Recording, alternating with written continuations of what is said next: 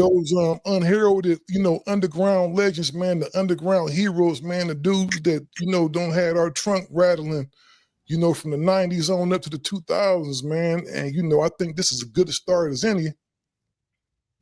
We got the homie Black C from RBL Posse in the building tonight. Black C, what's happening with you? Man, what's up with y'all, man? Man, shoot, man. Good looking on coming through, man. You definitely, man, one of those unsung ghetto heroes, man. Man, appreciate that. Appreciate that, man. Appreciate being some other legends, man, Yes, indeed. Yes, indeed. We appreciate it. Try to stay focused and grounded, man, not to say that, niggas heritage and foundation ain't important, but sometimes when you play the position that some of us artists play, as far as being compared to positions on the hip-hop map, sometimes we play a back seat. So try to focus on a lot of those artists who don't really get invited or invitations or brought to the table on certain shit. It's real. Dope. Yeah, it's real. That's real. I was reading the book, right? And like I was talking to you earlier, I did not realize San Francisco was up there banging like y'all was. Yeah. Except y'all don't call it gang banging. It ain't like LA. Y'all call it turf wars. Yeah. It was more of a turf thing. We represent projects. A lot of people didn't know, like San Francisco, they looked at it like a tourist town. But we got hella projects up in there, from Fillmore to Sunnydale. In Fillmore is hella projects. In Hunters Point, where I'm from, hella projects. I mean, real concrete jungles, like cement slabs, like a bunch of them. So you will get it twisted and think it's just like Pier 39 and like the gay area, the LGBT community over in Castro. And then, but it's a darker side over there. And I was knee deep in it over there, you know what I mean, on Harbor Road, my projects that I was born and raised in. Yeah, and it was one of the most, I guess it was one of the most hellacious periods up there in San Francisco, like that period when was it, from 88 on up to the 90s? Yeah, I'd say 87, around 86, late 86, 80, really 87 to 91 when I called the truce was around 92. So from 87 to 92, it was hectic around there. Yeah. So sure. What would you say, man, was the root of all that funking that was going down? It kind of all started really kind of like over a female, and it kind of escalated when certain movies like Colors kind of gassed everybody up, put batteries in everybody back around there, but it really kind of just like house parties, the party at the Meridian, what I could really remember, where kind of one of my folks, Ronnie Ron, who was from Hunters Point, was from my area. He's from a different project, but he was a known figure over there, and he got into it with some dudes from Fillmore, from like I was telling you earlier, with JT, the bigger figure, and Rapping Forte, all them, San Quentin, all them is from that area. And they got into it behind the female. They tried to take his car at this party. And from there, it started with like fights, just really just punching and fighting and all that, having little squabbles or whatever. And it went from there to, motherfucker pull out a pistol. Once you get hit, once a person gets shot, it was the back and forth. And I say it all stemmed from really everybody started getting guns when the crack hit. We all started selling and being able to just, dope fiends coming through. You getting dope fiend rentals, you buying their pistols and all that. And all of a sudden, it went from fighting to sound like the same type of shit. Same, it's the same story really everywhere. Rentals, it was an era where we came up on guns, the riots or whatever. Niggas was breaking into gun stores, surplus stores, Thus the hood got fluctuation of weapons and ammunition. And, I think that era was real critical for everybody in the beginning. Hood's been around and shit, but there's like a point in time, just like a point in history, where it's a significant event that propelled certain situations and shit. And that did it for a lot of us, around that Colors era, the Rodney King shit, It was always, but you know, not to misguide motherfuckers. It's always been a fluctuation of inner city problems within those sections with niggas, and you know, it was just that.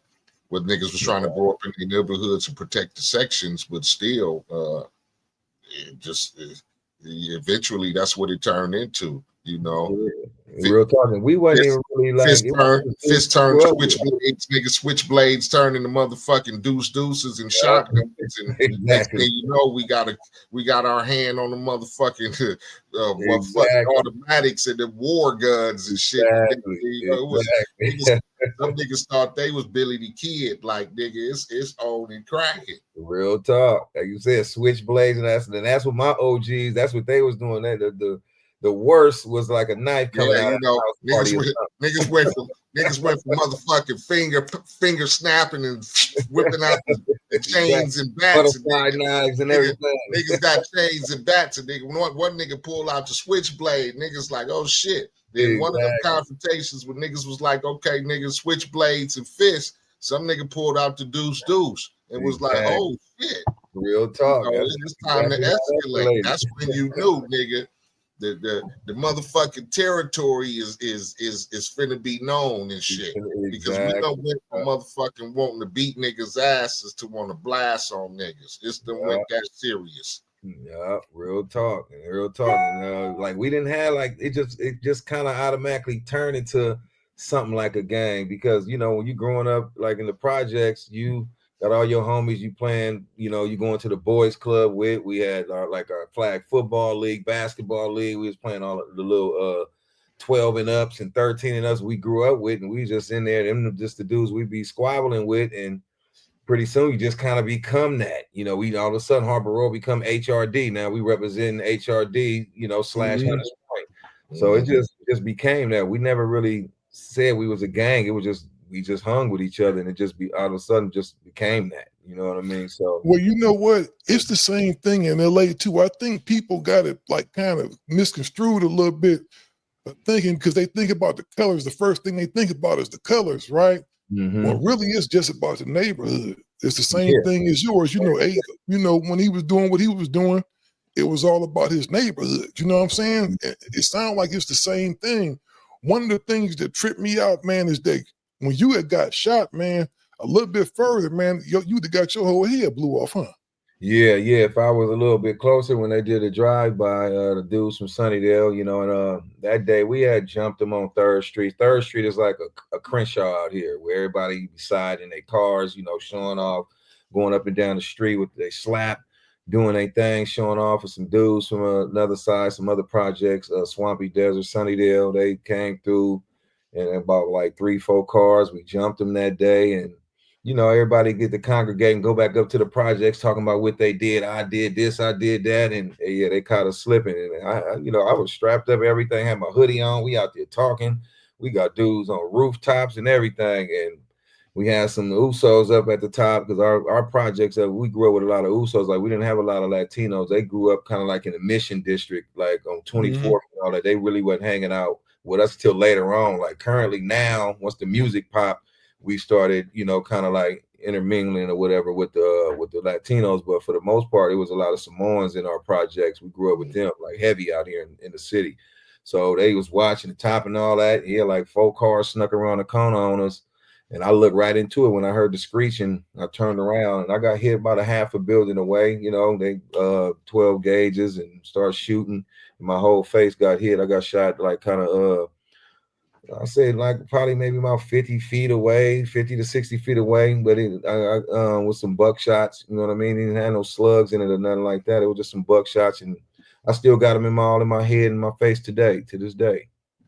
Wow. You know what I mean? But yeah, it was a few people got shot out there, but I was pretty much the first one. As soon as I got hit, I instantly went blind, you know, my whole side, and they rushed me to the hospital and had to remove my eye and the whole 9 because it was like my retina was bad. And the doctor was just like, yeah, we got to get it all up out of that leg, gonna contaminate, you know, his retina, and the other one gonna go blind. So they had to remove it instantly. So yeah.